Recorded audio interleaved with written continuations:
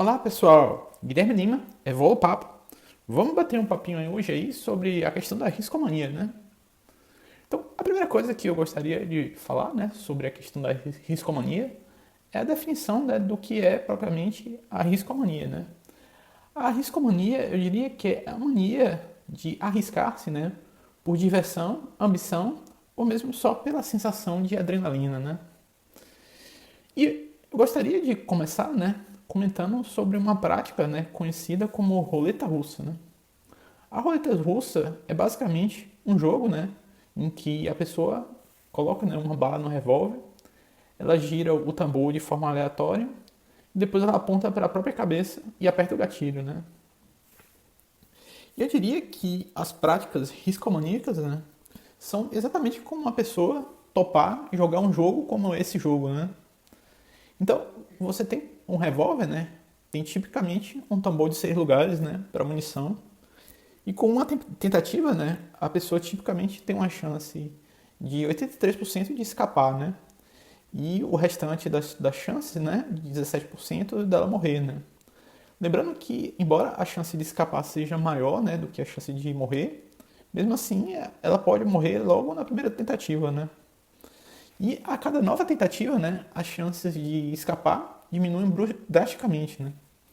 Por exemplo, se a pessoa topar, né, fazer 3 tentativas desse jogo, né, as chances dela escapar caem, né, para apenas 57%. Né?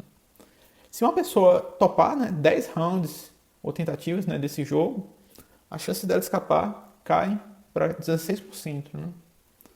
E eu me recordo, né, gostaria de contar essa experiência, né? Uma vez eu assisti uma entrevista, né, do Jô Soares, e ele estava entrevistando, né, um paraquedista inveterado, né? E aí quando o Jô perguntou ao cara, e aí como é aí essa questão do risco, né? E o cara disse, na cara de pau, né, que paraquedista só morre, né, com o vento do além, né? E nessa época eu não entendia muito, né, sobre a questão da probabilidade da estatística, mas me parecia meio que uma má ideia, né? Me arriscar, né? Arriscar minha vida só por diversão, né? Depois que eu tive, né, elementos para compreender, né, a natureza desse jogo, né, ficou mais claro essa ideia que eu já trazia, né? E acredito que quase que a totalidade das pessoas que se identificam com a sociologia, né, tragam essa ideia, né, de forma inata desde cedo na vida, né? Então, a lista dessas práticas é extensa, né? Eu não sei de qual é o nome de todas, né? Mas vamos falar aqui, vou ler aqui uma lista, né? Então você tem o arborismo, o asa delta, o base jumping, o boia cross, o bungee jump, a canoagem, o canoeing, a cavalgada, o caving, o mergulho, o mountain biking, o montanhismo, o off-road, o patinação, o paragliding, paraquedismo, rafting, rapel, sandboarding, skate, skydiving, snowboarding, surfing, trekking, vela, waveboard e windsurf. Puxa, essa lista é longa, né? E eu coletei, né, ao longo de alguns anos, algumas centenas de casos, né, em que uma pessoa, pelo menos uma pessoa que realizou uma prática dessa, ela se machuca ou morre, né, com essa prática. Hoje é mais fácil de achar casos assim, né? Basta, se você quiser ver realmente a realidade, você vai no news.google.com e você digita, né, o nome da prática que você quer ver e você vê que tipo de notícia retorna, né? Então, há também, né, aquelas pessoas que não estão plenamente esclarecidas, né, sobre os riscos, né, dessas práticas, né? Me recordo um caso, né, que ganhou bastante repercussão, que foi uma menina, né, que morreu ao pular de bungee jump e a menina pediu, né, pro pai para pular de bungee jump e aí mesmo o pai tendo escolhido, né, a dedo a empresa por achar a empresa mais segura, mesmo assim a menina terminou morrendo. O pai assistiu a cena da filha morrer, né?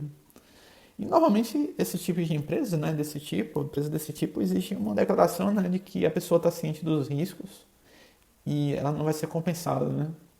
E normalmente são aquelas pessoas, né, que relegam os riscos, né, que acham que nunca nada vai acontecer com elas ou então pessoas que não estão realmente conscientes, né, dos riscos reais, né, de tais práticas, né. E tem também, né, aquelas pessoas que eu considero um pouco menos riscomaníacas, né, pessoas que se veem obrigadas, né, a usar motos, né, como meio de transporte, né. E na minha experiência pessoal, né, eu conheci muita gente na vida que usava moto, né, e de alguma forma foi uma pessoa que sofreu algum acidente, né, em decorrência da moto, né. E eu diria, né, para uma pessoa que está considerando comprar uma moto, né, dizer, né, que os acidentes de moto, né, nas grandes capitais, elas meio que encabeçam os primeiros lugares, né, na lista de morte e incapacitação de pessoas, né. E esse veículo, ele é muito sedutor porque permite economizar tempo e dinheiro, né. E porque a pessoa não sofre, né, com os engarrafamentos, tipo dos grandes centros, né, e também por gastar pouco combustível, né. E algumas vezes, né, a pessoa vê esse veículo como a única alternativa, por exemplo, para trabalhar e estudar, né. E a rigor, né, essas pessoas não são estritamente riscomaníacas, porque frequentemente elas já conhecem os riscos, né, mas por efetuar, né, um cálculo de risco errôneo, né. Eu diria que o maior bem que você tem, né, no presente é a sua própria vida, né. E também, né, é de se pensar, né, quem você vai deixar para trás, né, se você se for, né? E quem vai cuidar de você se você por acaso tiver um acidente ruim, sério, né? Você vai fazer isso com essa pessoa, né? Frequentemente uma mãe, um pai. E tem também, né, gente, né, que envereda pelos cassinos e pelas loterias da vida, né? Na esperança de ganhar um prêmio, né? Cuja probabilidade de ganho é baixíssima, né? Existe um ditado sobre cassinos, né? Que é do inglês, The House Always Wins, que significa a casa sempre ganha, né? E isso mostra, né, como os eventos, né, de ganhar são mínimos perto da chance de perder, né? E isso pode até causar, né, ruínas de famílias, né? Me recordo de uma menina colega muito querida, né, que o voo dela perdeu tudo no jogo, né? E supostamente, né, uma pessoa adulta, né, deveria conhecer os riscos de jogos e loterias, né? Mas tem duas questões, né, muito fortes e difíceis de lidar psicologicamente, né? O jogo meio que seduz a pessoa, né, em dois momentos, né? Se a pessoa começa só ganhando, né, isso dá a ela, né, uma grande autoconfiança. E aí ela começa a perder, né? E se ela perde muito, né, ela acha que só teve azar, que se ela voltar outro dia, a sorte vai voltar, né? E aí ele perde, a pessoa, né, perde mais ainda, né? Mas existe ainda um mecanismo psicológico, né, que são meio que as apostas kamikazes, né? É pela pessoa, né, achar que já está tão lascado, né, que ela não tem mais muito a perder. Então ela pode ter a ideia, né, de apostar tudo que ela tem, né? Pois a sorte iria voltar a seu favor, né? E quando isso não se verifica, né, o término geralmente é trágico, né? E às vezes aqueles bens de família, né, conseguidos ao longo de anos, né, se vão, né? O desafio grande, né, é que isso não passe, né, para outras gerações da família, né? Essa amiga, né, querida, ela era um pouco mais velha do que eu e ela já tinha horror, né, de só de ouvir falar qualquer coisa relacionada com jogos de azar, né? Tem também aquele cara, né, que é o jogador profissional, né? Esses caras, né, normalmente não são bem tratados em cassinos porque são caras que tentam entender, né, a estatística inerente ao jogo, né? Algumas pessoas, né, são capazes de fazer coisas fantásticas como memorizar um elevado número de cartas, né, e fazer cálculos estatísticos de cabeça, né, o que dá a elas, né, alguma vantagem no jogo, né. E também tem gente que sabe blefar, né. E pessoas desse tipo, né, profissionais do jogo, se ela começa a ganhar sistematicamente, né, as máfias do cassino normalmente convidam entre aspas, a pessoa a se retirar, né.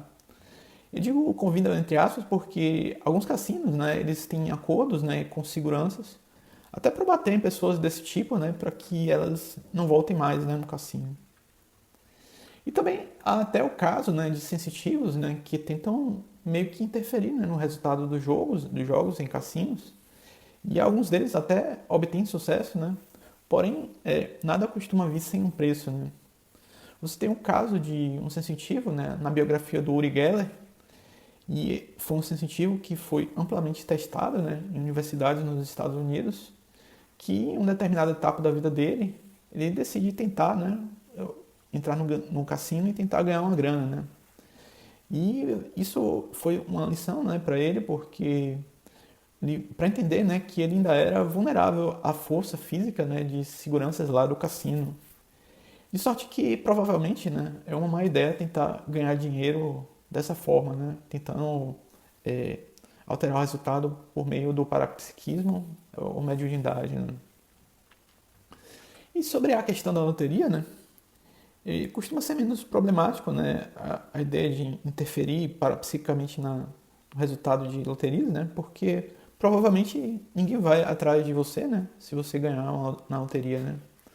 Mas alerta, né, que costumam existir muitas implicações e não é raro, né, que ganhadores de loteria, né, voltam a ser pobres. E tem até aqueles casos piores em que os ganhadores eles são vitimados pela ambição de pessoas próximas a eles, né? E eu diria também, né, que há relatos de pessoas, né, que foram ajudadas pela espiritualidade por meio de ganhar na loteria, né, meio que dando uma oportunidade da pessoa desenvolver algum trabalho, né. Você tem o exemplo do próprio José Silva, né, o criador do método Silva, que foi um caso desse que ele teve, né, a favor da interferência da espiritualidade e ele conseguiu juntar uma grana para fazer um projeto voltado para a espiritualidade, né.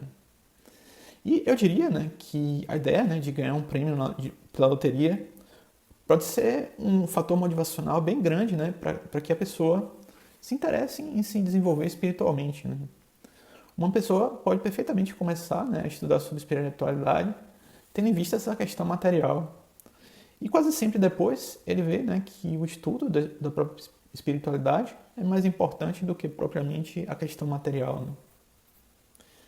E eu gostaria de dizer também, né, que há vários casos, né, em que pessoas acidentadas, né, fruto dessas práticas arriscadas, e pessoas que ficam paraplégicos ou até tetraplégicos, né.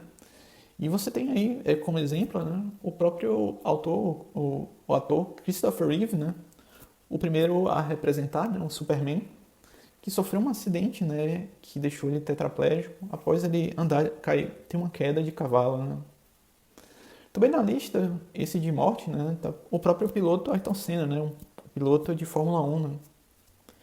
Outro que ficou bastante conhecido por ter sofrido um acidente, esse fora do trabalho, né, foi o piloto de Fórmula 1, Michael Schumacher, né. E ele sofreu um acidente de esqui bastante grave, né. E eu diria, né, que a lista, né, é bastante extensa, né. Se você pesquisar aí com alguma dedicação, você certamente vai conseguir enumerar na casa das centenas de casos, né. E esses são só os casos que a mídia registra, né. Fora os outros casos que ninguém noticia, né, de ilustres anônimos, né. E eu gostaria, né, de finalizar esse EP, né, falando que um simples mergulho, né, pode transformar a vida de uma pessoa. E eu gostaria, né, de indicar um livro. O livro chama-se Feliz Ano Velho, de Marcelo Rubens Paiva, né. Um livro que é excelente aos jovens, né, basicamente. Então, gostaria de finalizar essa sessão, né, fazendo duas indicações na arte, né. A primeira é um filme, né, mostrando questões interessantes, né, sobre como pessoas autistas elas podem contar cartas, né. E isso é ilustrado no próprio filme, né, Rain Man, com Tom Cruise, né. Um outro filme interessante, né, que mostra momentos, né, na vida do sensitivo Uri Geller é o Mindbender, de 1996, que inclui essa ideia, né, dos jogos de azar, em que ele visitou um cassino e tentou interferir, né, no resultado dos jogos e não obteve o resultado esperado, né. Então, é isso que eu tinha para dizer hoje, pessoal. E se você curtiu, dá aquele curtir. Se você quiser comentar alguma coisa, comenta aí embaixo. Se você quiser ajudar a gente, compartilhe. E é isso que eu tinha para dizer hoje aí para vocês. Valeu, pessoal. Tchau, tchau. Obrigado.